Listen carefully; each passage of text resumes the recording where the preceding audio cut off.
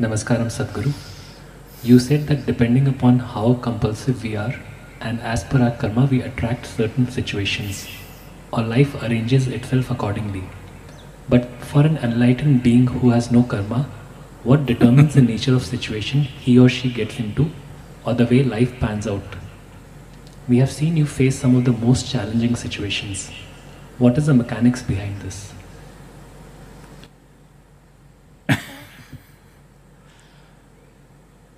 The question should be about you.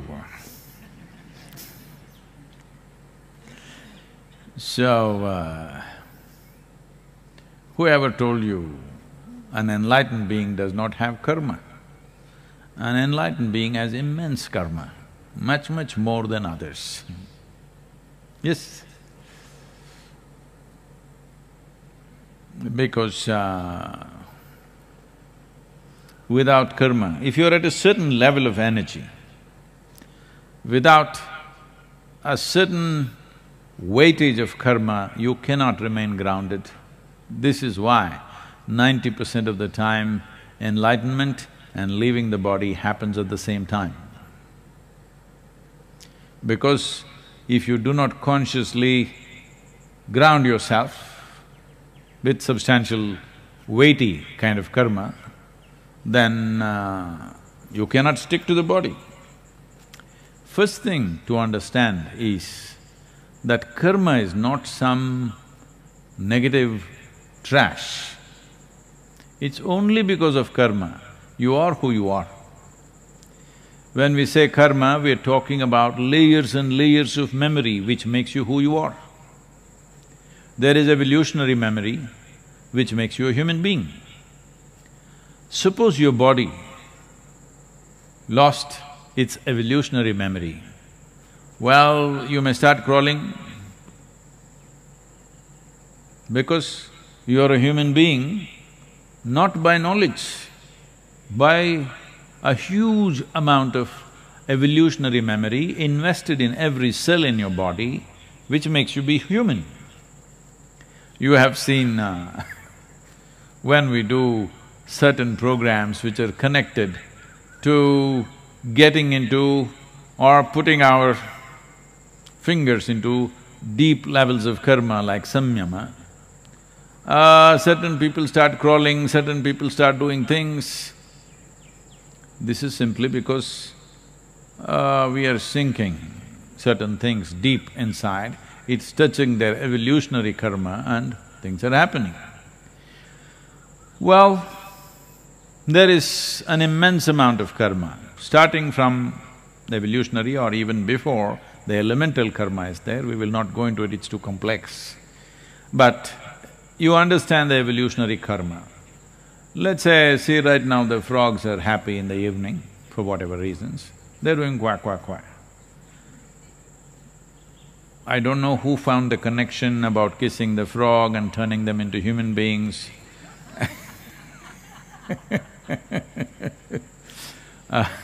all those things, but suppose you lost your evolutionary karma and somewhere around amphibious life, somewhere around a frog, you stopped. After that, what memory you had is gone.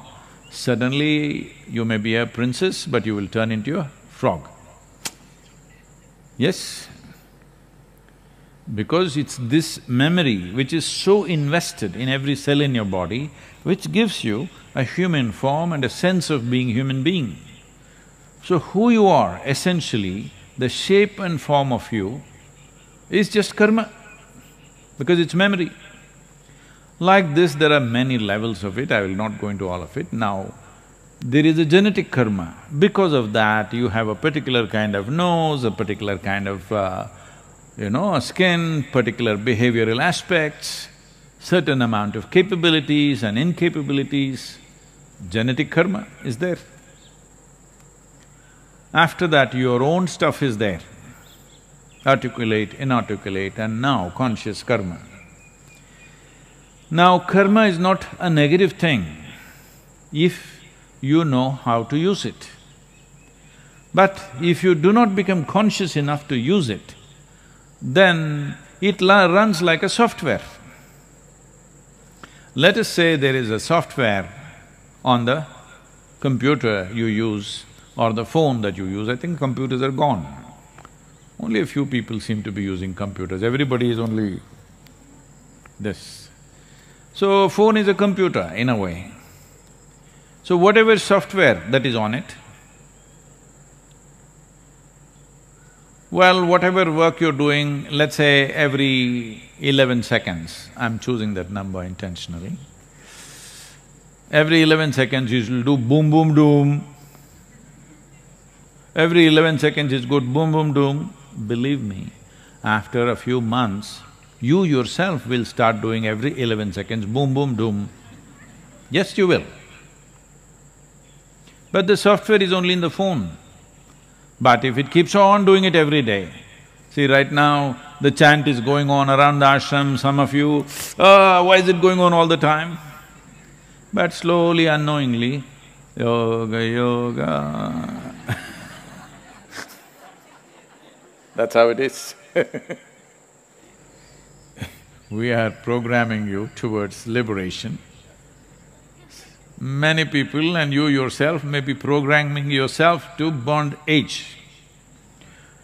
Because a whole lot of people are always trying to build bonds with something or the other, because they think only by tying themselves to something or somebody, they will feel safe. If you have a bond, with age it becomes bondage. No, I'm just playing with you. But all bonds unconsciously developed and unconsciously it exists with you, become bondages.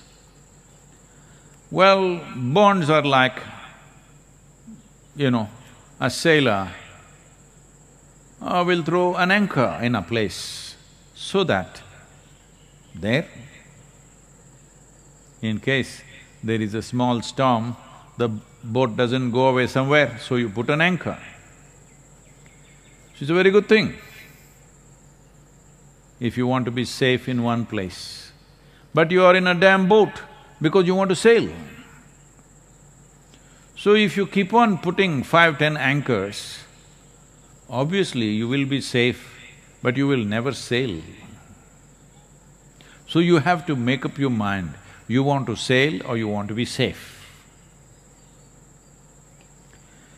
So, you have seen me go through all kinds of situations, all kinds. I don't know who's asking this question, how does he know what all I go through? Too many things, all kinds of rubbish. Lots of wonderful things also, lots of absolutely wonderful things. But lots of trash also comes my way. Well, what's his name? That's his real name? Nishant? Shashank. So no, Shashank has been very closely around me to see all the nonsense that comes my way. Anyway, if Shashank is well informed because he has access to somebody around me, or he's just reading it in the news, all the nonsense, unfortunately, in the news, only the nonsense they're reporting. All the wonderful things that happens to me, they don't usually report. That's their karma.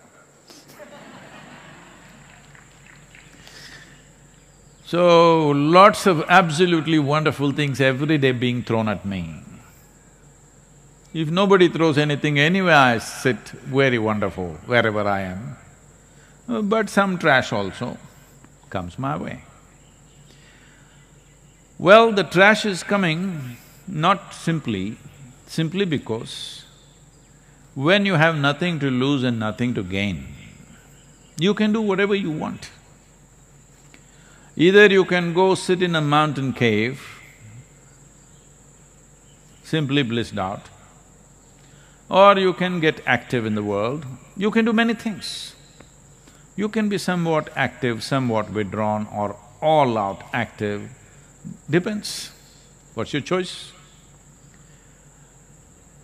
My choice has been shaped by the needs in the world, not by my whim. till till I consecrated Dhyanalinga, there was only one intent. Because I'm somebody's slave, I don't want to tell you all those terrible things which have been beautiful to me. A man who doesn't even want to touch me with his foot, he touches me with a stick, I served that man for 3 lifetimes. So, that's a terrible story, but with fantastic results. Because I'm result-oriented, I value the result, I don't resent the touch with the stick. Many of you have these issues, that's why I'm telling you. Sadhguru didn't even look my way. He doesn't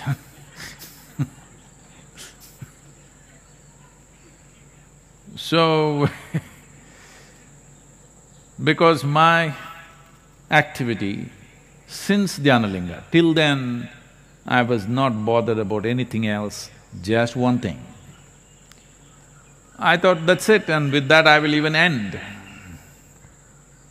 Because I had not created an intent in my mind as what I will do beyond that. So things collapsed, things happened, whatever, that's all history now, every one of you know it probably. When the body began to collapse very badly, when my basic structure got very badly damaged and became almost like what to say, little crippled, then it became like a challenge, let's see if we can get back. And there were also some absolutely wonderful and dedicated people around me who were willing to give their life if necessary. So for their sake and also as a challenge, if we can really build back the system, we took up certain things and started working, which is another kind of karma. Well, those of you who have seen me since 99, that is 1999, because a whole lot of millennials who do not know there was a 20th century, you know. So in the year 1999, if you had seen me, and today you're seeing me, well, in terms of physical well-being, I'm leaps and bounds ahead of what I was 20 years ago. In 20 years, decline should have happened, but in 20 years, I'm way better than what I was. It's clearly visible in every way. So, once we successfully built back the system, then the question was, okay, what the hell do we do? My long-term dream, you know, that I will ride away across the world, not a care in the world, simply full tank, open road, gone. That was the dream of that time. Even if my stomach was empty, it didn't matter. Motorcycle tank was full,